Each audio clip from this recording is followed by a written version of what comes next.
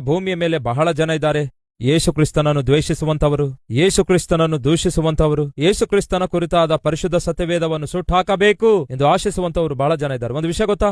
ಈ ಭೂಮಿಯ ಮೇಲೆ ಅತ್ಯಧಿಕವಾಗಿ ದ್ವೇಷಿಸಲ್ಪಡುವಂತಹ ದೇವರು ಯಾರಾದ್ರೂ ಇದ್ದಾರಂದ್ರೆ ಆತನೇ ಕರ್ತನಾದ ಯೇಸು ಕ್ರಿಸ್ತನಾಗಿದ್ದಾರೆ. ಅದೇ ಸಮಯದಲ್ಲಿ ಭೂಮಿಯ ಮೇಲೆ ಅತ್ಯಧಿಕವಾಗಿ ಅಂಗೀಕರಿಸಲ್ಪಡುವಂತಹ, ನಂಬಿಕೆ ಇಡುವಂತಹ ದೇವರು ಯಾರಾದರೂ ಇದ್ದಾರೆನ್ನುವುದಾದರೆ ಅದು ಕೂಡ ಕರ್ತನಾದ ಯೇಸು ಕ್ರಿಸ್ತನಾಗಿದ್ದಾರೆ. ಈ ಭೂಮಿಯ ಮೇಲೆ ಅತ್ಯಧಿಕವಾಗಿ ದ್ವೇಷಿಸಲ್ಪಡುವಂತಹ ಗ್ರಂಥ ಯಾವುದಾದರೂ ಇದೆ ಎನ್ನುವುದಾದರೆ ಆ ಗ್ರಂಥದ ಹೆಸರೇನು ಗೊತ್ತಾ?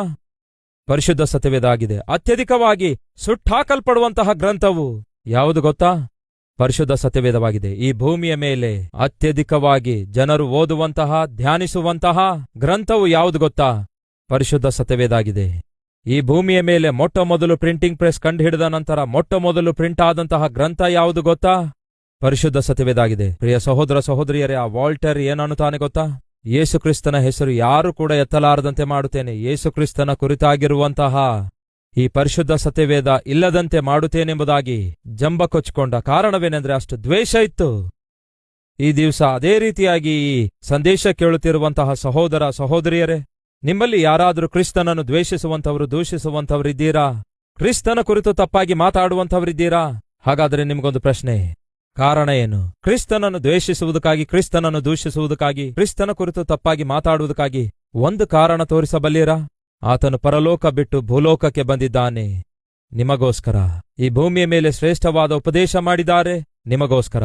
ಯಾವ ತಪ್ಪು ಅನ್ಯಾಯ ಮಾಡದಿರುವಂತಹ ಯೇಸು ಈ ಭೂಮಿಯ ಮೇಲೆ ತನ್ನ ಮುಖದ ಮೇಲೆ ಉಗಿಸಿಕೊಂಡ ಕಾರಣ ಗೊತ್ತಾ? ನಿಮಗೋಸ್ಕರ. ಮುಳ್ಕಿರೀಟ ಧರಿಸಿದ್ದಾರೆ, ಕಾರಣ ಗೊತ್ತಾ? ನಿಮಗೋಸ್ಕರ.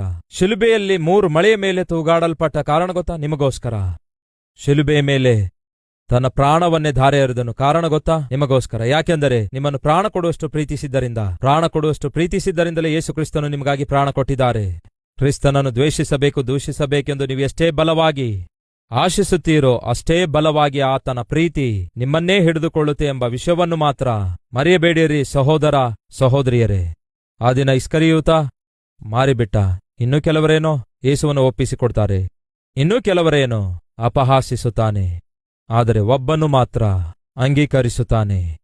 ಈ ದಿನ ಈ ವಾಕ್ಯ ಕೇಳುತ್ತಿರುವಂತಹ ಈ ಶುಭ ದಿನದಲ್ಲಿ, ಈ ಶುಭ ಸಂದೇಶ ಕೇಳ್ತಿರುವ ಸಹೋದರ ಸಹೋದರಿ, ಏನ್ ಮಾಡುವಂತವರಾಗಿದ್ದೀರಿ? ಏನ್ ಮಾಡ್ಲಿಕ್ಕಿದ್ದೀರಿ? ಪಿಲಾತನು ಪ್ರಶ್ನಿಸ್ತಾನೆ, ಏನ್ ಮಾಡನುತ್ತೀರಿ ಯೇಸು ಕ್ರಿಸ್ತನನ್ನು? ಇಸ್ಕರಿಯೋತ ಯೂದನು ಮಾರಿಬಿಟ್ಟ.